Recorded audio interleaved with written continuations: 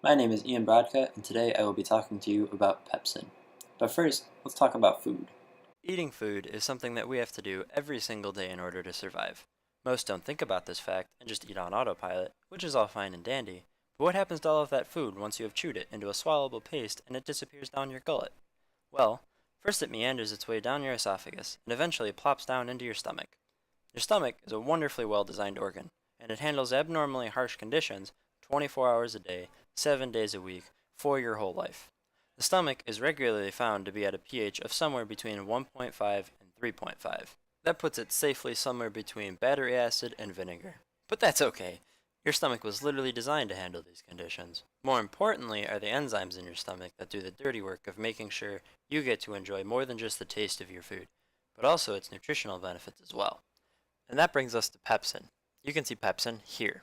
It looks a little like a kidney, or a Metroid from Metroid Prime. It is a two-domain enzyme that is 326 residues in length from its C-terminus to its N-terminus, and is categorized as a beta-barrel. Here, deep in the enzyme's cleft, you can find the two aspartic acid residues that form the active site of the compound, at sites 32 and 215. The surrounding cleft is a large binding channel which is best envisioned by how an inhibitor, pepstatin, binds to it. This is a zoomed-in version of the binding cleft of pepsin, with the surrounding protein deleted so that we can more easily see what happens here. This central peptide here is known as pepstatin, and it forms 9 hydrogen bonds with the surrounding residues of pepsin, which hold it in place over the active site here. We would expect this to be the same for other peptides that pepsin would actually be able to cleave. However, it is not able to cleave pepstatin because there is no peptide bond here. The peptide bonds that are typically cleaved by pepsin are ones with either a hydrophobic or even more preferably an aromatic residue on the carboxyl side of the bond. Insulin B was used as a marker to identify what bonds pepsin cleaves, and the results are shown below. This preference for aromatic and hydrophobic residues that you see can be attributed to this hydrophobic pocket next to the active site. This hydrophobic pocket is composed of valine, phenylalanine, and isoleucine. Once a hydrophobic or aromatic residue is placed into the pocket, its peptide bond is directly above the active site and it is subsequently cleaved. So now you know the basic structure of pepsin, but we can't start breaking peptide bonds just yet. Pepsin isn't an active enzyme when it is first synthesized in cells of the stomach lining known as chief cells. It has to go through a process to get there, and, well, that makes sense. A protein that its only function is to break down other proteins would not be a good thing to have running loose in a cell with thousands of proteins, essential to maintaining its everyday activities. To avoid this problem, nature came up with a clever mechanism of release. Pepsin, when it is made in the chief cells, is first made into pepsinogen.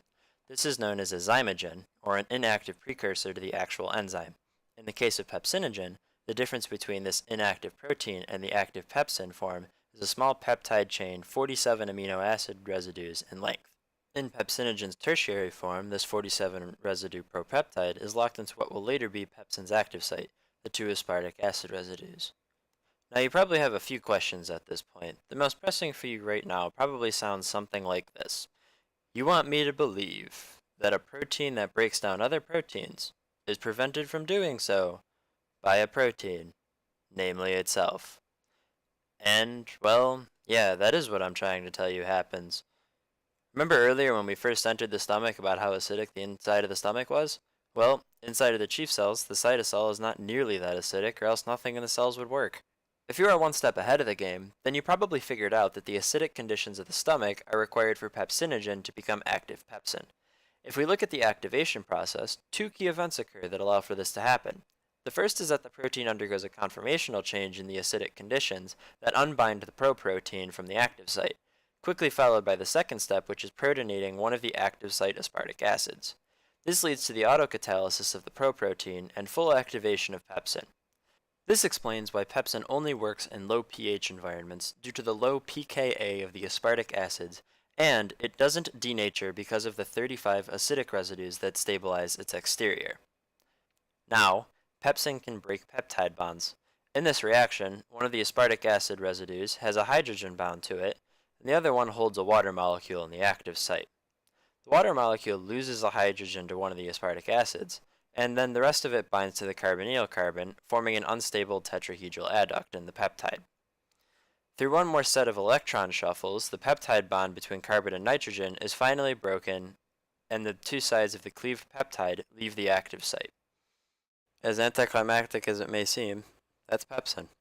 It's a wonderful little enzyme that is one of the first proteases that your swallowed food meets when it enters your acidic stomach. Of course, acid isn't always a good thing and contributes to conditions like GERD and peptic ulcers, but the stomach normally has the ability to keep these from occurring. Where it does occur, though, it is possible that pepsin is also present in breaking down proteins. There hasn't been much research on the role of pepsin in gastric disorders, though, and what research there is disagrees on its role. So, don't worry.